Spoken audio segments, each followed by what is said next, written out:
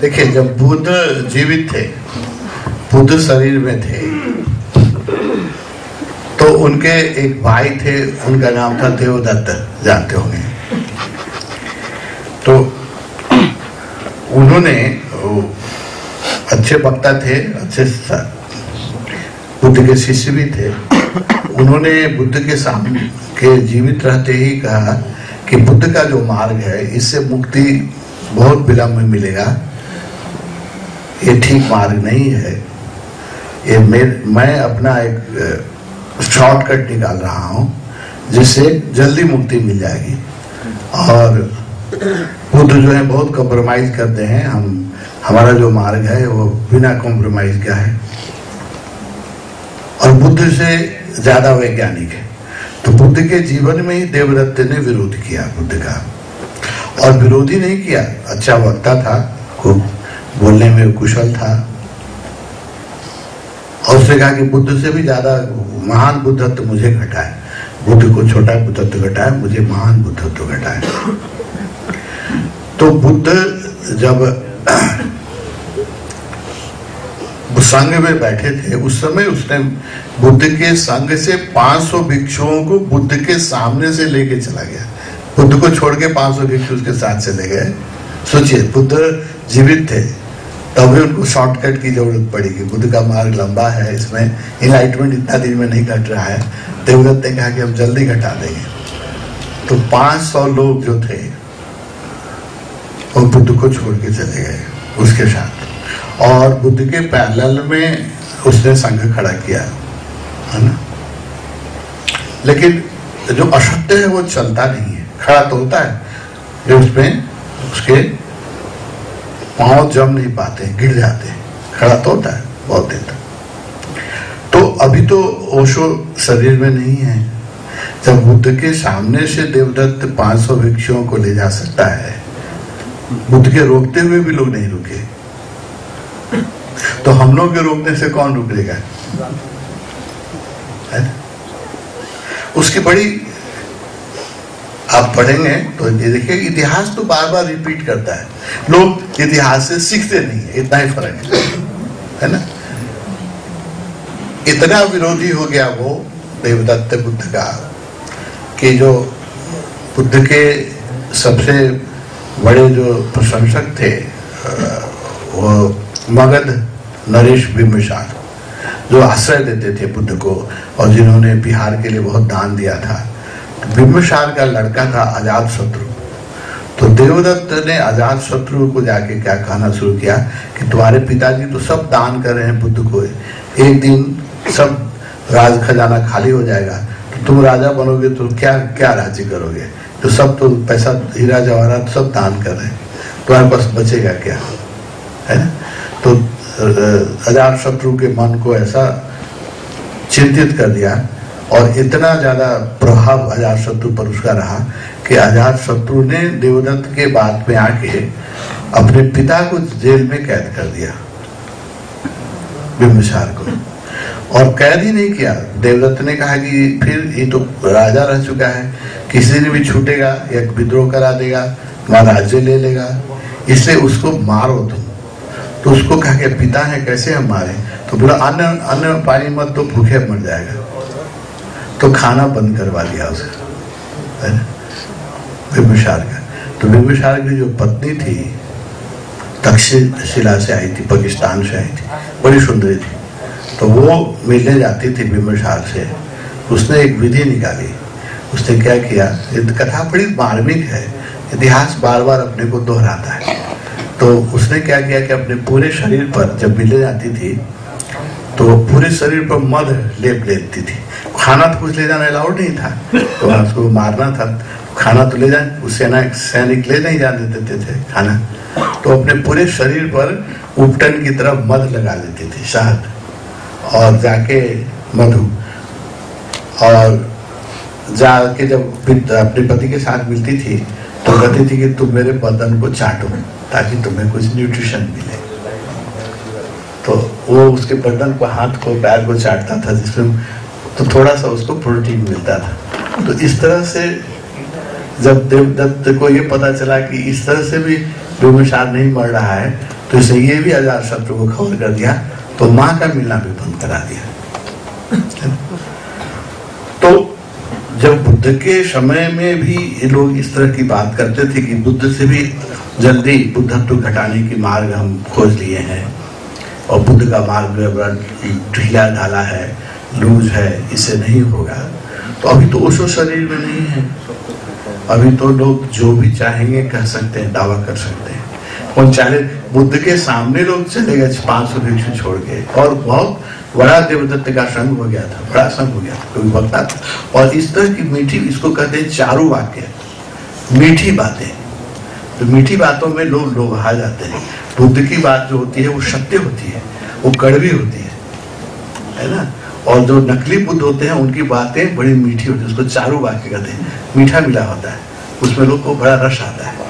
आप 13वें स्टेज पे पहुंच गए, 12वें पर पहुंच गए, आपका बुद्धत्व घट गया, आपको प्रकाश दिखाई पड़ने लगा, आपको लाइट दिखाई पड़ने लगा, ये सब बात बड़ी अच्छी लगती है सुनने में। अहंकार, जिस अहंकार को तोड़ने की बुद्ध चेष्टा करते हैं, देवदत्त वैसे ही अहंकार को बढ़ाने की चेष्टा करते हैं। अहंकार में तो लोगों को रस आता है। तो वही घटना तो मैं देख रहा हूँ जो बुद्ध के सामने घटी थी, वही ओशोधारा घट रही है, कुछ भी फर्क नहीं है, 1 पैसा भी फर्क नहीं, वही घट रहा है। अब उसका अंत कैसे हुआ देखिए आप बताइए। बुद्ध के हृदय में तो बहुत करुणा थी। आप देख रहे हैं बुद्ध को मारने के लिए देवदत्त ने प्रयास किया था, क्योंकि फिर भी बुद्ध के प्रति बिंबिसार का प्रेम था, और महाराजा प्रेम करते, प्रसन्नजीत बहुत प्रेम करते थे। तो देवदत्त को लगता था कि मुझे इतना आदर क्यों नहीं मिल रहा है, इनको क्यों मिल रहा है। तो बुद्ध के ऊपर राजगृह में जहाँ बुद्ध ध्यान कर रहे थे, ऊपर से उसने पत्थर गिरा दिया ताकि बुद्ध मर जाए। पागल हाथी को छोड़ा, आप ये सब कथा पढ़िएगा बुद्ध बुद्ध को मारने की बड़ी चेष्टा की गई, देवदत्त ने बड़ी चेष्टा की। अहंकार प्रबल हो जाता, वो भी साधक था, अच्छा साधक था, लेकिन अहंकार के चक्कर में आ गया।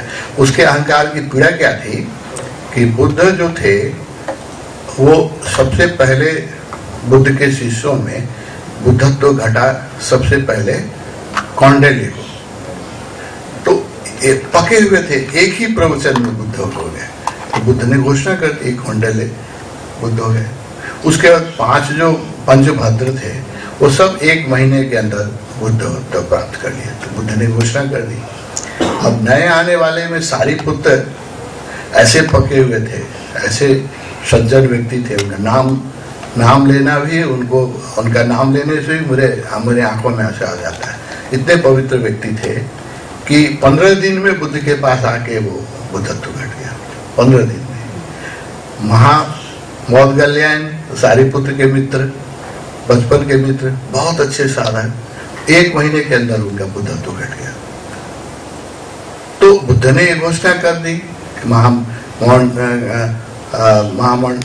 सारिपुत्र बुद्ध हो गए, महामौदगल्यायन बुद्ध हो गए, फिर महाकाश्यप बुद्ध हुए।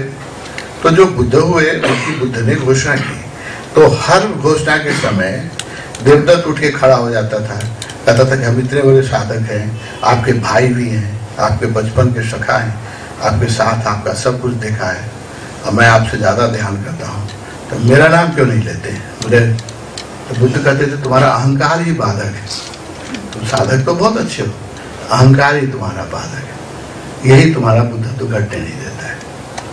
तो बार बार खड़े हो जाता था देवदत्त। तो जब बुद्ध ने महाकाश्यप की घोषणा की, सुबूति की घोषणा की, तो उसको नहीं बर्दाश्त हुआ, उसने विरोध कर दिया। कहा नहीं, बुद्ध पागल हो गए हैं, इनका मार्ग भी जटिल है, इस मार्ग से कोई बुद्धत्व तो नहीं हो सकता है।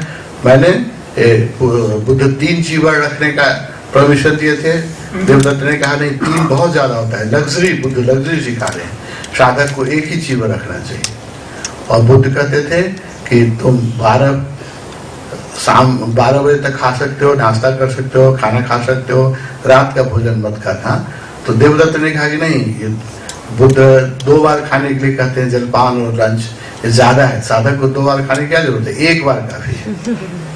तो उसने कहा कि बुद्ध जो है बहुत कॉम्प्रोमाइजिंग हो रहे हैं, मैं जो हूँ वो ज्यादा शुद्ध हूँ। तो इस तरह से देवदत्त ने बुद्ध के सामने ही भिक्षुओं को प्रभावित करके छोड़ा संघ बना लिया। तो बुद्ध को जब बड़ी, आपको छोटे में कथा कहूँ, बड़ी लंबी कथा है, छोटे में इसको अंत करता हूँ। बुद्ध के अंदर तो प्रेम था। तो देवदत्त ने अपना आश्रम बनाया। बाद में क्या हुआ कि जब पिता की मृत्यु हुई, इसकी बिंबिसार की जो मृत्यु हुई, बिंबिसार की मृत्यु बड़ी दुखद हुई है। बिंबिसार को ऐसे उसकी पत्नी मध चटा चटा के जीवित रखी थी, ये भी पता चल गया देवदत्त को, वो भी रुकवा दिया। तो बिंबिसार भूखे रहने लगे। तो उसकी पत्नी ने जाके अजातशत्रु को कहा कि देखो, तुम पिता को मार रहे हो, जब तुम पैदा हुए थे तो पिता ने इतनी दिवाली मनाई थी राजगिरी में और गरीबों को दान किया था। और उस दिन देवदत्त का अजातशत्रु का जन्म दिवस था।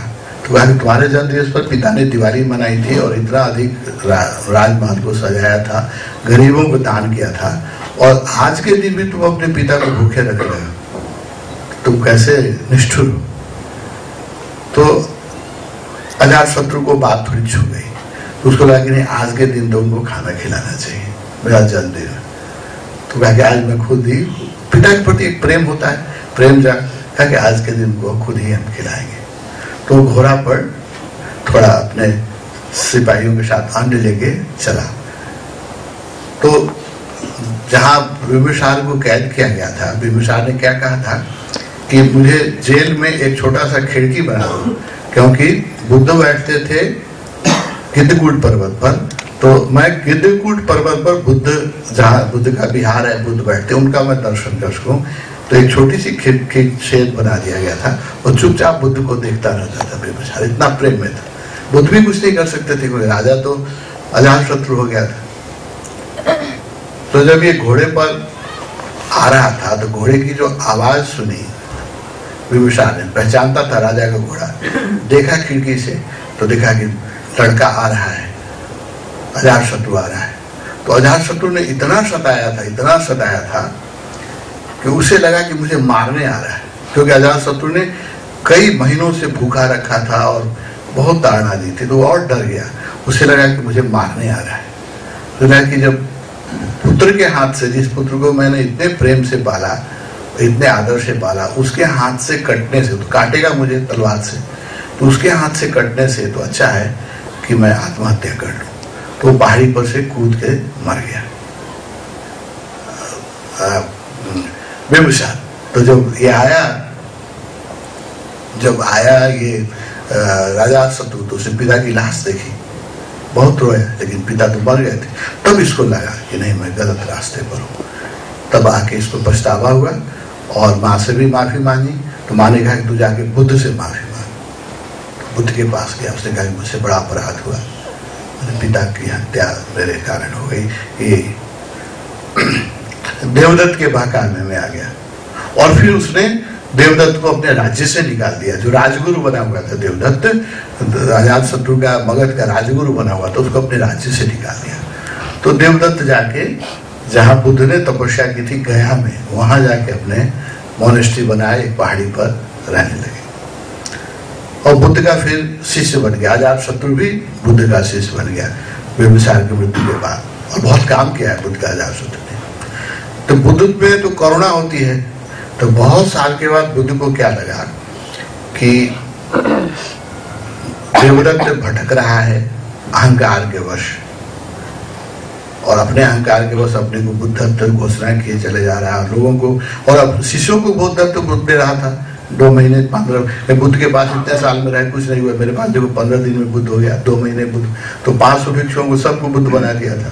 और भी भिक्षु जा रहे थे, रोज जाते थे, छोड़ के बुद्ध के पास से भिक्षु जाते थे। अभी जाते हैं, इसमें आश्चर्य नहीं। बुद्ध के जीवन काल में बुद्ध से छोड़ के भी लोग जाते थे, क्योंकि लोगों को तो अहंकार को रस चाहिए ना। बुद्ध तो अहंकार को रस देंगे नहीं, वो तो अहंकार